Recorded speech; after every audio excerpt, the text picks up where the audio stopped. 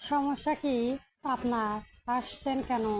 হঠাৎ এসে রাগে কণ্ঠ শুনে হাসি থেমে যায় সকলে।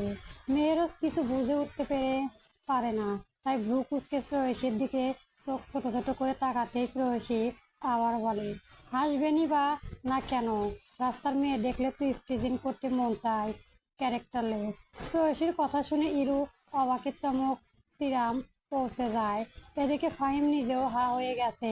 শ্রেয়সীর রাগ কণ্ঠ আর নিজেকে ক্যারেক্টারলেস বলা দেখে মেহেরোজও রেগে যায়। শান্ত পরিবেশ হঠাৎ গুমোট হয়ে আসে। মেহেরোজ গম্ভীর রাগে কণ্ঠে বলে, মাইন্ডের ল্যাঙ্গুয়েজ, কে ক্যারেক্টারলেস? কে আবার আপনি? হোয়াট? শ্রেয়সী কথায় মেহেরোজ নিজের রাগ সংযত রাখতে না পেরেই জোরে বলে কথাটা। আজ পর্যন্ত কোনো মেয়ের দিকে ঠিক মতো তাকায়নি, তাকে ক্যারেক্টারলেস বলেছে। ইফতিজার দেখাবার দিচ্ছি, সাহস কত!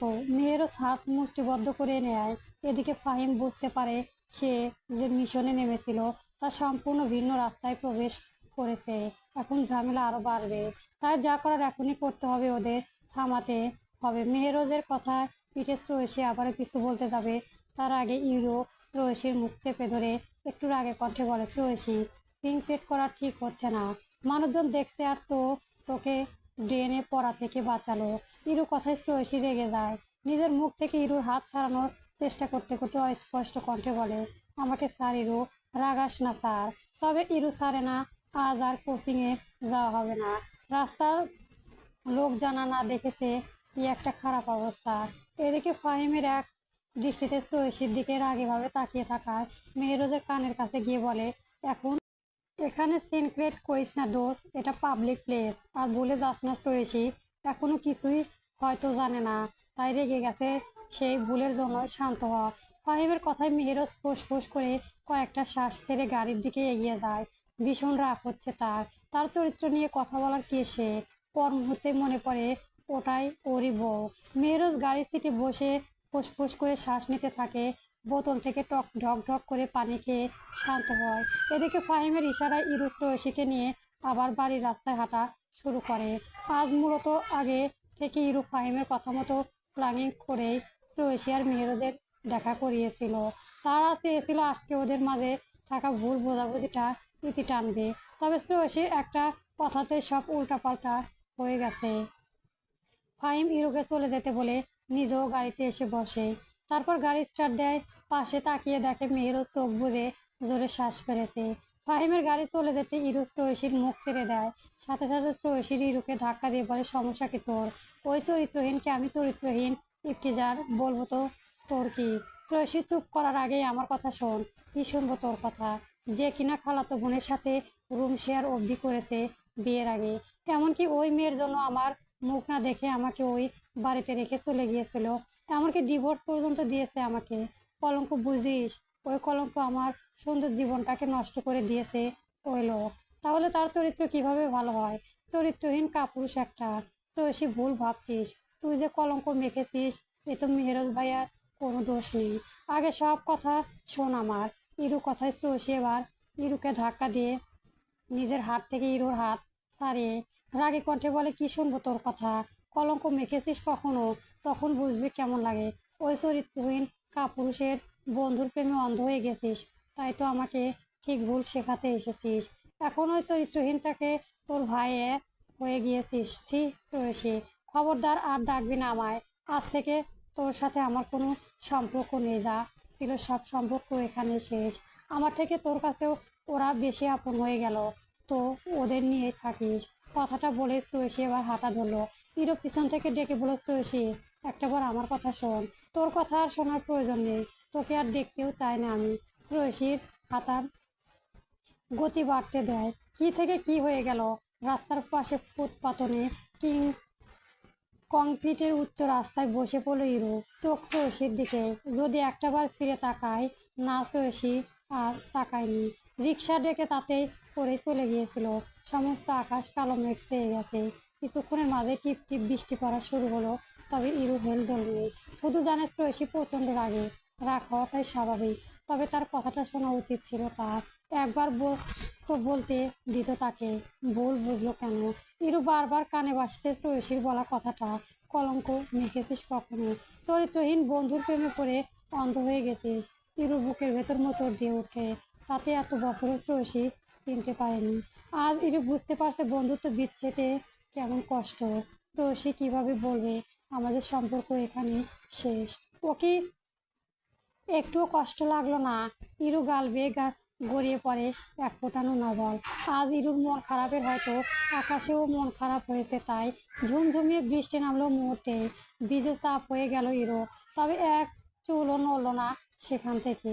সে জানে শ্রেয়সীর রাগ কমে যাবে, তবে শ্রেয়সী যা বললো তার সাথে আর কথা বলবে না। যদি সত্যি আর না বলে, সৎ মায়ের মার খেয়ে আর কার কাছে মনের কথা শেয়ার করবে ইরু? আর তো কেউই নেই ওর। ফুপিয়ে ওঠে মেয়েটা। মেহরোজ বাড়িতে এসেছে রাত 8টায়। সারাদিন ফাহিমের সাথে ছিল। ফাহিম মেহরাজকে খুব করে বুঝিয়েছে যে পরে মেহরোজের রাগ কমেছে। সারাদিন অনেক ঘুরেছে। রাতে দুজন রেস্টুরেন্টে থেকে খেয়ে যে যার বাড়িতে গেছে। মেহরোজ ফাহিমকে আসতে বললেও ফাহিম আসেনি। বাড়িতে তার মা একা আছে, সেই বাহানায় দিয়ে চলে গেছে। মির্জা বাড়ির ডাইনিংয়ে খাবার নিয়ে সবাই বসে আছে। মেহেরোজ আসতেই নাহিদা খাতুন মেহেরোজকে বসতে বলে, তবে মেহেরোজ খেয়ে এসে সে বলেই উপরে চলে যায় আর না দাঁড়িয়ে। সিঁড়ি বেয়ে উগড়ে চলে যেতে নাহিদা খাতুন নিলয় মির্জার দিকে তাকিয়ে বলে, ওই বাড়ি থেকে কিছু বলেছে কি?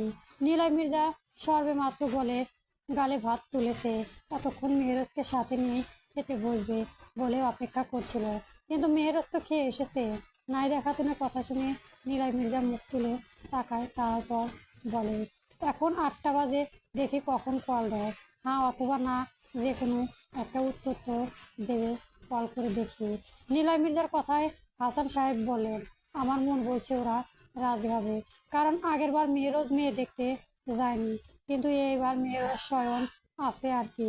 হুম, বাবা সব ঠিকভাবে বলেই হয়। ছেলেটা এখনো আপনার ছেলের সাথে কথা বলেছে না রাগের জন্য। হবে বৌমা, চিন্তা করো না। আমি আলতাপের চোখ দেখে বুঝেছি ওর সম্মতি আছে। কেউ আর কথা বাড়ায় না, খাওয়ায় মনোযোগ দেয়। এদিকে মেহেরও ঘরে এসে লম্বা একটা শাওয়া নিয়ে বিছানায় গা এলিয়ে দেয়। ভীষণ ক্লান্ত সে।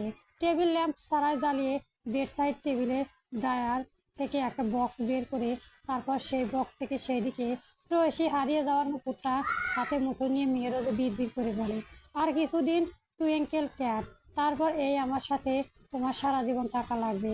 তোমার ভাষা যদি বইয়ের সাথে কথা বলার ইফটিজিং হয়, তাহলে সারা জীবন তোমাকে এই ইফটিজিং এর সাথে সংসার করা লাগবে। মেয়েরও নিজের হাতের মুঠোয় একটা চুমু খায়, তারপর যেভাবে নুপুরটা ছিল সেভাবেই রেখে আবারও শুয়ে পড়ে, লাইট অফ করে।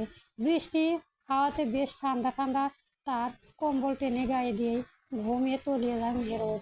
বাড়িতে ফেরার পর থেকে শ্রেয়সী ভীষণ মন খারাপ হয়। রাগের মাথায় কত কিছুই না বললো ইরুকে। মেয়েটা হয়তো অনেক কষ্ট পেয়েছে, কিন্তু শ্রেয়সী কি করবে? এত ভুগে ভুগে ভিতরে ভিতরে নিজের জ্বলে পুড়ে যাচ্ছিল। কথাগুলোর জন্য আজকে বলতে পেরে শান্তি পাচ্ছে। কোনো মেয়ে কি আদৌ সহ্য করতে পারে যে তাকে ডিভোর্স দেওয়া হয়েছে কারণ ছেলে তার খালাতো বোনকে পছন্দ? এমনকি শুনেছে এমনকি ঘনিষ্ঠ সম্পর্ক ছিল, তাই এজন্য তাকে ডিভোর্স দিয়েছে বলে ভাই বিয়েটা কেন পেলো? শুধু মা বাবার মন রাখতে। তো বিয়ের পর যখন ডিভোর্স দিল তখন মা বাবা কিছু বলেনি। শ্রেয়সীর মাথা কথা এগুলো ঘুরপাক খেয়ে শ্রেয়সীর রাগ উঠে যায়। আর শ্রেয়সীর রাগ উঠলে তো তা কন্ট্রোল করতে পারে না। বিছানায় বসে বসে শ্রেয়সী অনেকবার কল দেয় ইরুকে, তবে প্রত্যেকবার ফোন বন্ধ আসছে। রাত হয়ে গেছে, এখন তো শ্রেয়সী যেতেও পারবে না ইরুদের বাড়ি। ইরু কি তার উপর রাগ করে আছে? শ্রেয়সী ভীষণ খারাপ লাগে নিজের বোকামির জন্য। শ্রেয়সীর ভাবনার মাঝে খাদিজা খাতুন রান্নাঘর থেকে ডাক দেয় শ্রেয়সীকে। শ্রেয়সী আর দাঁড়ায় না, মায়ের ডাকে ফোন ফেলে উঠে চলে যায়। পরবর্তী গল্প পেতে আমার চ্যানেলটি সবার আগে সাবস্ক্রাইব করে রাখবেন। ধন্যবাদ। গল্প লেফটেন্যান্ট মেহরাজ মির্জা চলবে।